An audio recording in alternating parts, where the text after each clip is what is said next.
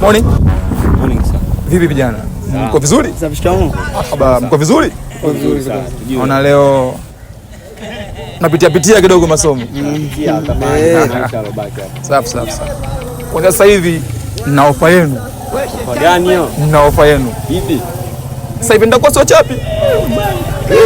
Si wachapi kabisa, si wagusi. Si wagusi. Kuna nini? Ila jambo moja nakuambia. Ipi? Kuna yule madam Rozi. Madam Rozi. Wewe unaenda wapi soko? Kanizalau yule. Kanizalau. Wewe di wewe.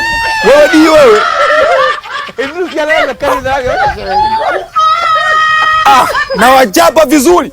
Wewe di na wachapa vizuri.